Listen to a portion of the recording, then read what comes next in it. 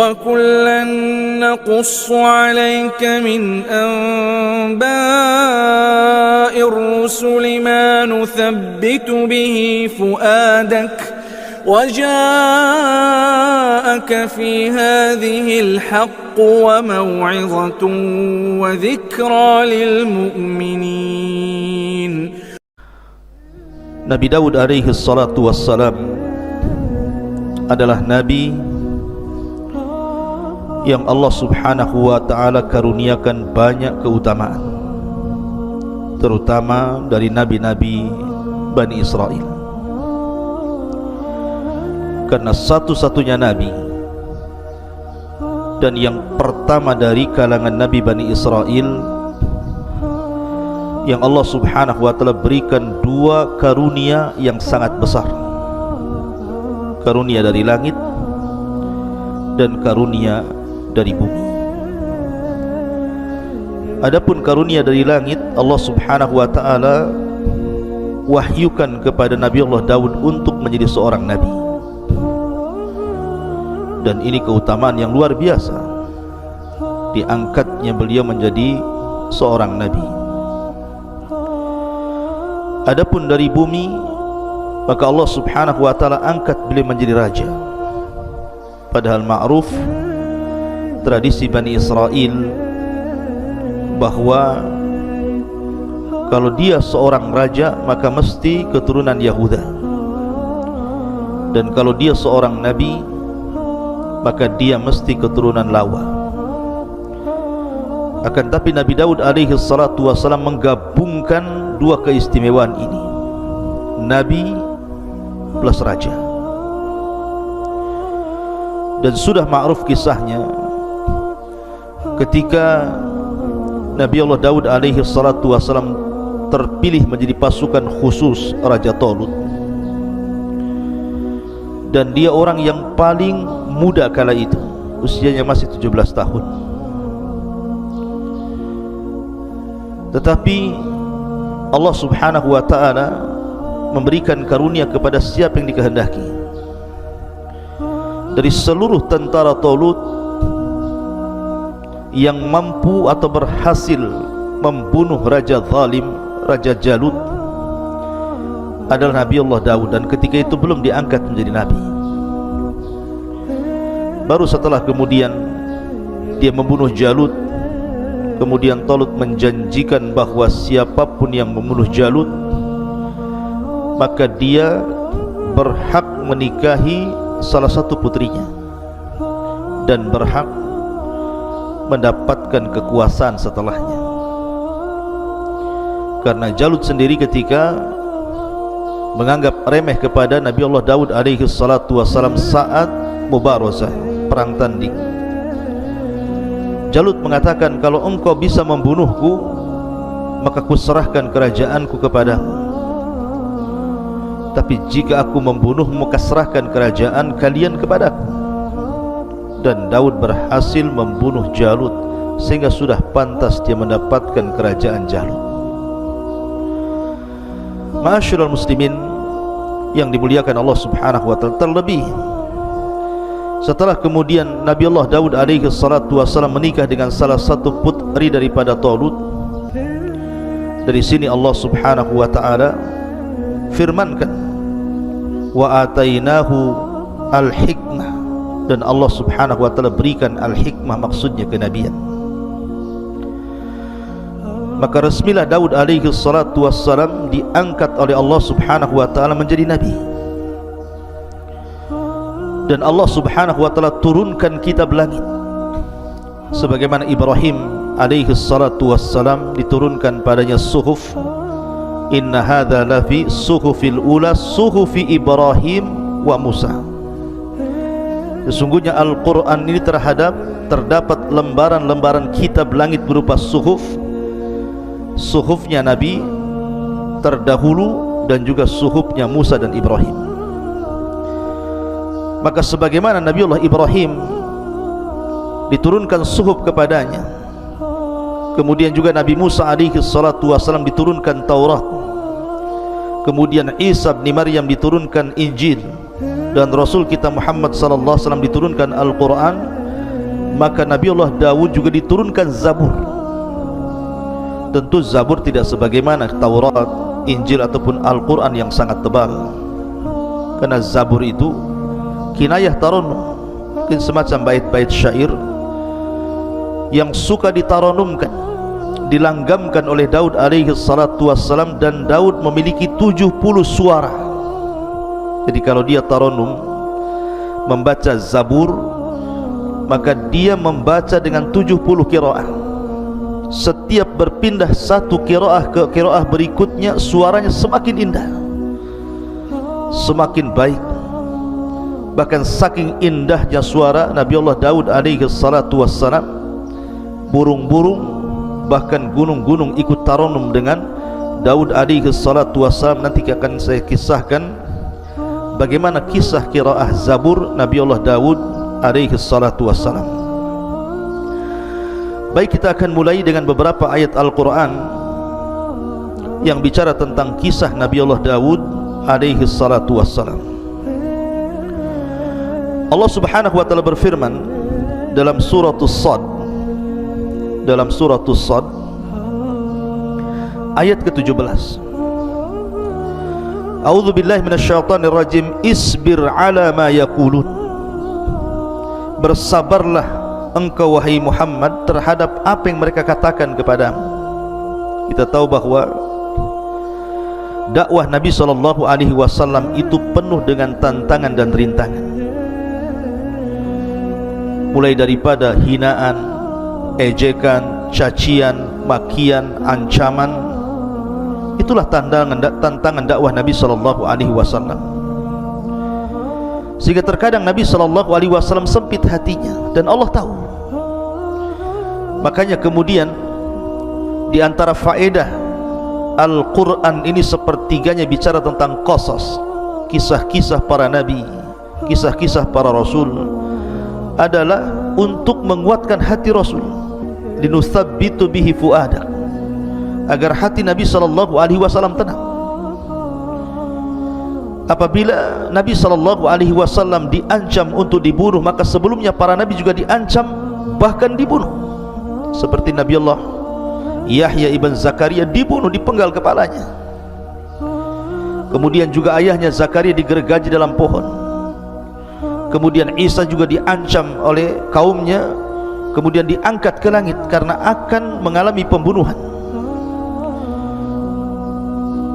Maka di sini Allah Subhanahu wa taala ingin menghibur Nabi SAW dengan mengkisahkan Nabi Allah Daud kepada beliau. Allah Subhanahu wa taala mengatakan, isbir ala ma yaqulun. Bersabarlah atas apa yang mereka katakan. Wadhkur abdana Daud dzal aidi innahu awwab. Dan ingatlah akan hamba kami. Allah Subhanahu wa taala menasabkan Daud kepada hamba Allah, dan ini idhafah tasyrif namanya, idhafah pengagungan, bahwa Daud ini bukan orang biasa tapi orang mulia, karena dinasabkan dengan kata-kata abdana, diidhafahkan kepada kami Allah Subhanahu wa taala. Allah mengatakan, dan ingatlah akan hamba kami Nabi Allah Daud alaihi salatu wassalam yang mempunyai kekuatan. Sungguh dia hamba yang sangat taat kepada Allah Azza wa Jalla. Seolah-olah Allah ingin katakan, bersabarlah wahai Muhammad sebagaimana sabarnya Nabi Allah Daud alaihi salatu wassalam. Ma'asyiral muslimin yang dimuliakan Allah Subhanahu wa ta'ala, ketika Allah Subhanahu wa ta'ala mengatakan wadhkur abdana Daud dzal aidi, dan ingatlah akan hamba kami Daud yang mempunyai kekuatan. Ingat, Allah Subhanahu wa ta'ala memberikan karunia yang sangat besar kepada Nabi Allah Daud alaihi salatu wassalam berupa kekuatan. Makanya Allah Subhanahu wa ta'ala menyebutkan dalam surah Sad ayat 20-nya, wasaddadna mulkahu, dan kami kuatkan kerajaannya.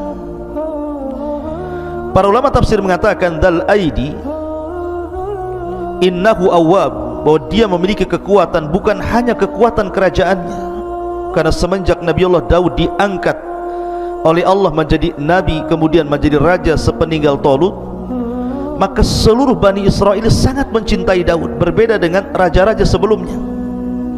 Terkadang Bani Israel mereka melakukan pemberontakan, atau kepada para nabi sebelumnya terkadang mereka membunuh para nabi, mendustakan para nabi. Tapi tidak bagi Daud alaihi salatu wassalam. Seluruh Bani Israel suka dengan Daud karena dia memiliki kekuatan yang Allah anugerahkan. Bukan hanya kekuatan kerajaannya, kekuatan tentara-tentaranya dan banyaknya pasukannya, tapi dia juga memiliki kekuatan ibadah.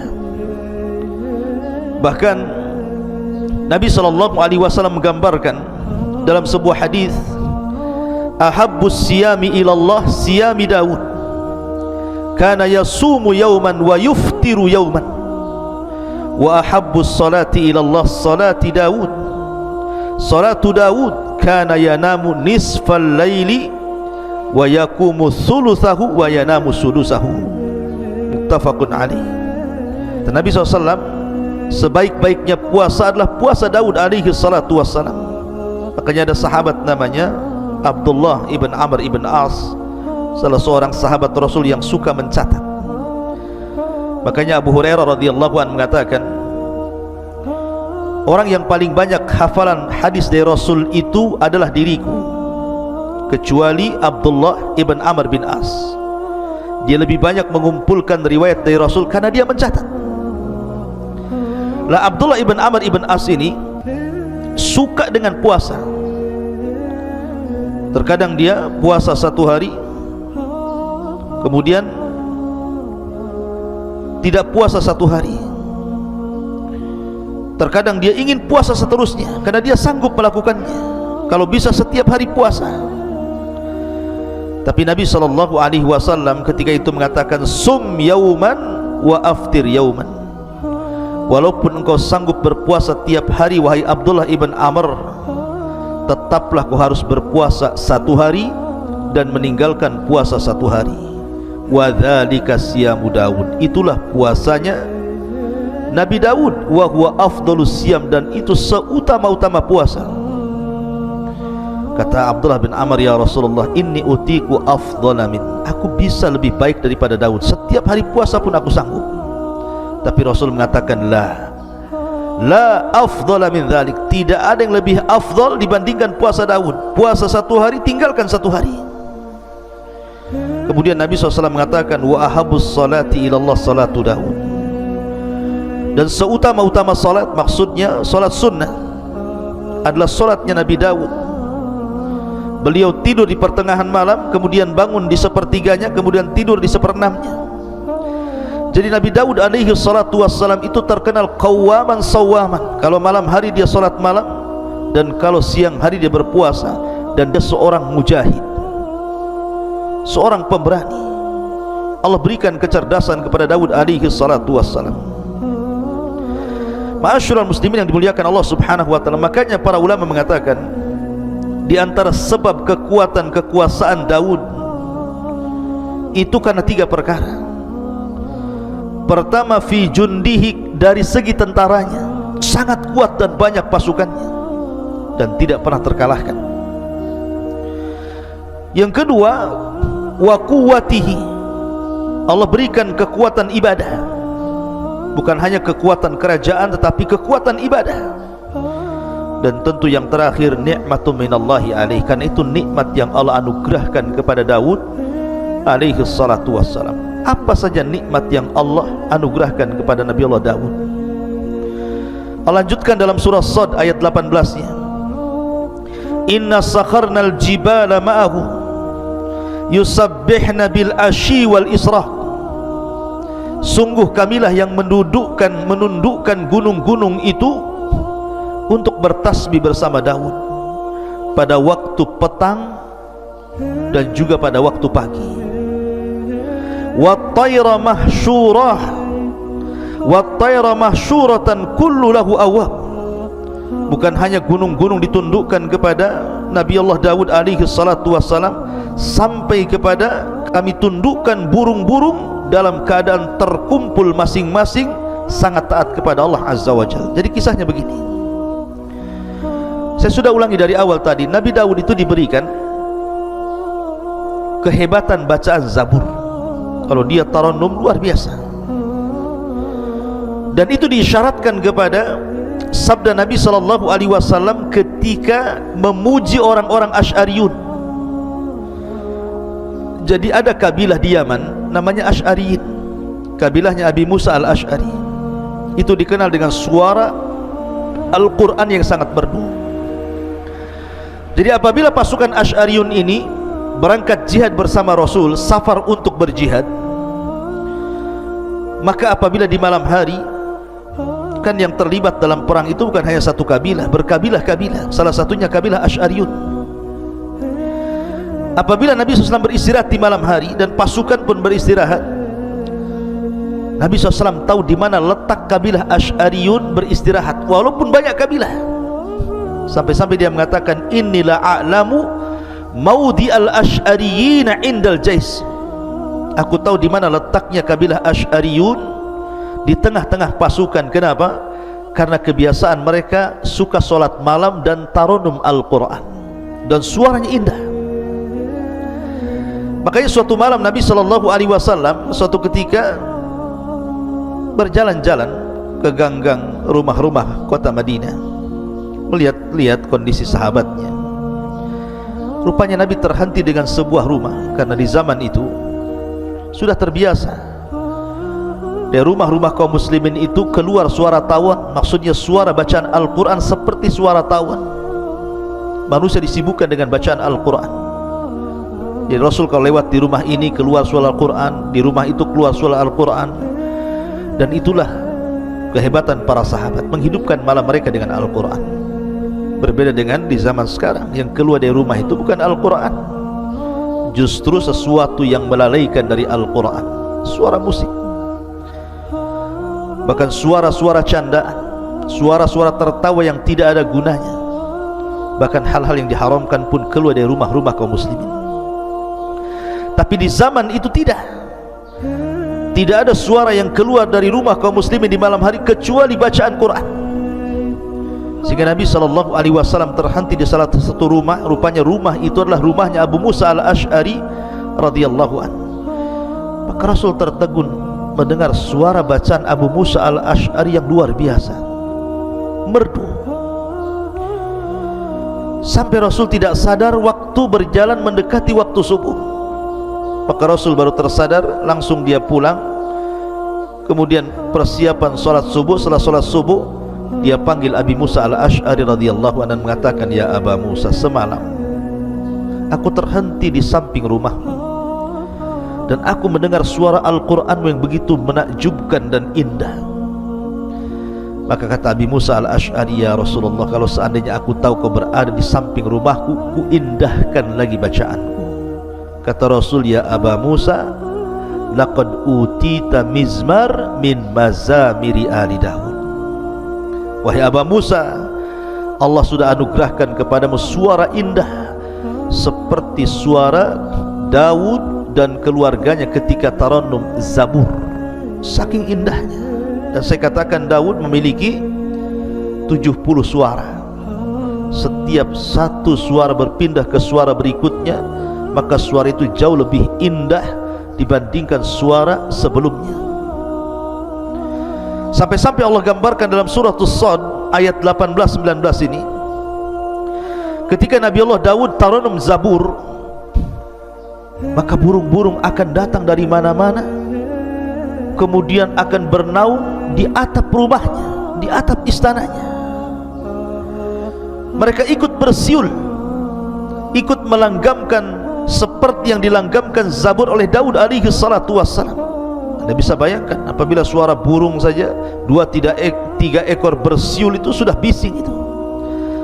Tapi ini burung-burung dari mana-mana bersiul mengikuti tarannumnya Zabur yang dibacakan Daud alaihi salatu wassalam, sehingga membuat cemburu gunung-gunung. Seolah-olah gunung mengatakan, Engkau izinkan burung-burung ikut tarannum bersama Daud, izinkan aku juga ya Rabb tarannum dengan Zabur. yang dibacakan Daud alaihi salatu wassalam.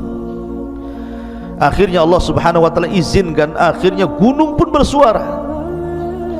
Karena ulama tafsir mengatakan bahwa tasbihnya gunung dan juga burung-burung itu ala zahiriha, dibawa kepada zahir Al-Quran. Jadi betul-betul bersuara. Dari sini ada kisah Israiliyat, ketika sudah terlampau ramai suara burung, suara gunung, sehingga suara Daud otomatis mengecil. Karena suara burung saja sudah, kalau sudah berkicau itu melebihi suara manusia. Maka Daud mengadu kepada Allah Azza wa Jalla, ya Rabb, kalau aku taranum zabur sementara suara burung begitu bisingnya, suara gunung juga sama, bagaimana kau bisa mendengar suara zabur yang kubacakan untukmu? Maka dari situ kemudian Allah mengutus Jibril alaihi salatu wassalam, kemudian membawa Nabi Allah Daud ke dalam sebuah lubang ke dasar bumi. Sesampainya kemudian masuk ke dalam lubang ke dasar bumi itu, maka Jibril kemudian mengambil sebuah batu yang retak. Tiba-tiba batu itu dibelah, rupanya ada ulat di situ. Kata Jibril alaihi salatu wassalam, ya Daud, fasma mada yaqulu dud, dengarkan apa yang diucapkan oleh dud itu, maksudnya oleh ulat di dalam pecahan batu itu. Rupanya Daud mendekatkan telinganya, rupanya dia sedang bertasbih kepada Allah Azza wa Jalla. Kata Jibril, lihat, ini ulat di dasar bumi bertasbih, Allah mendengarnya. Apalagi engkau berada di atas bumi, tentu Allah lebih mendengarnya. Walaupun suara-suara burung dan gunung itu, mereka pun bersuara melebihi suaramu. Tapi ini kisah Israiliyat. Ma'asyiral muslimin yang dimuliakan Allah subhanahu wa ta'ala, intinya bahwa Allah anugerahkan kepada Daud suara yang sangat indah, luar biasa. Dan ketika suara Nabi Allah Daud itu mempengaruhi suara burung, mempengaruhi gunung, menunjukkan bahwa bacaan ayat-ayat Allah itu memiliki pengaruh kuat kepada manusia. Makanya kita lihat Nabi SAW itu bukan hanya membaca Al-Quran, tetapi juga rindu mendengarkan bacaan Al-Quran orang lain. Suatu ketika Nabi SAW memanggil Abdullah ibn Mas'ud yang kunyahnya Ibnu Ummi Abdin. Suaranya juga indah, bahkan pernah disejajarkan dengan suara Jibril. Ketika Rasul pulang dari safar bersama Abu Bakar dan Umar, kemudian mendengar suara Abdullah ibn Mas'ud membaca Al-Quran. Kata Nabi SAW, ya Aba Bakrin wa ya Umar, wahai Abu Bakar dan Umar, man arada an yasma'al Qur'ana ghaddan tariyan falyasma'ala qiraati Ummi Abdin. Wahai Abu Bakar, wahai Umar, kalau engkau ingin mendengarkan bagaimana Al-Quran itu turun kepadaku, ketika Jibril membaca Quran kepadaku, maka perdengarkan suara Ibnu Ummi Abdin, maksudnya Abdullah ibn Mas'ud. Jadi Rasul memanggil Abdullah ibn Mas'ud dan mengatakan, Iqra alayya Al-Quran, wahai Abdullah bin Mas'ud, tolonglah bacakan untukku Al-Quran. Kata Abdullah bin Mas'ud, ya Rasulullah, a'aqra'u alayka wal Qur'anu unzila ilaik? Rasul, bagaimana mungkin aku membacakan Al-Quran kepadamu sementara Quran itu turun kepadamu? Tapi Rasul mengatakan, Iqra, baca saja.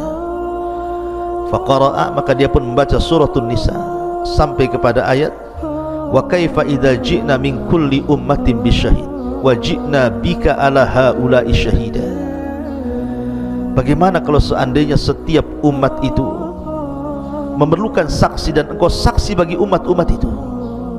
Sampai kepada ayat ini Rasul mengatakan, hasbuka hasbuka, cukup cukup. Rupanya Abdullah ibn Mas'ud melihat Rasul menangis, merenungkan ayat yang dibaca Abdullah ibn Mas'ud radhiyallahu anhu. Jadi Al-Quran itu mempengaruhi sampai kepada Nabi SAW. Makanya kita lihat ada seorang ulama namanya Fudail ibn Iyad, seorang perompak padang pasir. Ketika dia hendak merampok salah satu rumah orang kaya milik seorang wanita tajir, ada yang mengatakan hendak melihat wanita yang disukainya, seorang jariyah, naik ke atas rumah. Tiba-tiba sahibul bait, pemilik rumah itu sedang qiyamul lail. kemudian membacakan Al-Quran sampai kepada ayat alam ya'ni lilladzina amanu an tash'a qulubuhum bi dzikrillah wa ma nazala minal haq. Tidakkah sampai usia maksudnya 40 tahun untuk menyadarkan dia kembali berzikir kepada Allah, dan begitu seterusnya. Tiba-tiba Fudail bin Iyad hampir jatuh dari atap rumah itu. Dia mikirkan ayat itu sampai akhirnya dia pun bertobat dari rampoknya, kemudian belajar sehingga menjadi alim min ulama'id dunia. Jadi ulama dunia, terkenal zuhud wara'nya. Intinya bahwa faedah yang sangat besar dari kisah Nabi Daud alaihi salatu wassalam, dia mampu membaca Zabur dan Allah anugerahkan suara yang sangat indah. Maka bagi anda yang Allah anugerahkan suara indah, gunakan untuk membaca Al-Quran. Buat apa anda gunakan untuk menyanyi? Tidak ada faedahnya dunia akhirat. Wa minan nasi man yashtari lahwal hadits liyudhilluka an sabilillah. Karena ada sebagian manusia itu yang akan memperjualbelikan lahwal hadits, ucapan-ucapan yang tidak ada gunanya untuk menyesatkan jalan Allah. Maka gunakan suara emas, suara indah anda untuk membaca Al-Quran. Rasul mengatakan man lam yataghanna bil Quran falaysa minni. Siapa yang tidak melanggamkan Al-Quran dengan suara indah maka bukan termasuk umatku. Quran itu indah dan akan semakin indah bila dibacakan orang yang memiliki suara indah. Ma'asyiral muslimin yang dimuliakan Allah Azza wa Jalla. Kemudian Allah mengatakan dalam surah As-Sad ayat 20-nya, wa shaddadna mulkahu wa atainahul hikmata wa faslal khitab. Dan kami kuatkan kerajaannya. Sekali lagi, Daud ini diberikan anugerah kekuatan kerajaan karena semua Bani Israel mendukungnya. Tidak ada satupun yang memberontaknya. Selama 40 tahun Nabiullah Daud berkuasa, kehidupan Bani Israel sungguh di atas kejayaan. Memiliki raja plus juga nabi, dan memiliki tentara yang sangat kuat dan kekuatan ibadah yang luar biasa. Makanya Allah mengatakan dan kami kuatkan kerajaannya, wa atainahul hikmah, dan kami berikan hikmah kenabian kepadanya, wa faslal khitab, dan kebijaksanaan dalam memutuskan perkara. Jadi Nabi Allah Daud itu subhanallah, dia diberikan kepahaman yang luar biasa. Setiap kasus yang ditanganinya maka Allah berikan jalan keluarnya. Jadi kalau ada orang bertengkar, berselisih, meminta didamaikan, meminta fatwa, maka Nabi Allah Daud alaihi salatu wassalam pakarnya menyelesaikan seluruh problematika umatnya, tentu atas karunia dan izin dari Allah yang Allah berikan kecerdasan, kepahaman kepada Daud sehingga mampu menyelesaikan setiap kasus per kasus yang terjadi kepada umatnya. Nanti kita akan jelaskan karena Nabi Allah Daud itu membagi hari menjadi 3. Satu hari dia gunakan untuk memutuskan perkara. Setiap umatnya yang datang berkasus, maka dia harus memutuskan perkara itu, dan selalu ada jalan keluarnya. Yang kedua, satu hari dia mengunjungi rakyatnya, bertanya soal kebutuhan mereka, apa yang kurang, apa yang dikehendaki umatnya, sehingga Daud tahu kebutuhannya. Kemudian yang ketiga, satu hari beliau gunakan untuk ibadah. Tidak boleh ada siapapun yang mengganggunya sampai kepada keluarganya. Dia punya ruangan khusus, beribadah saja satu hari itu. Dan itulah Daud alaihi salatu wassalam membagi hari-harinya, dan itu sudah menjadi sebuah kebiasaan dan adat yang diketahui Bani Israel. Jadi kalau mereka ada kasus, mereka nunggu kepada hari ketika Nabi Daud menjadi hakim dulu, tidak lantas setiap hari datang.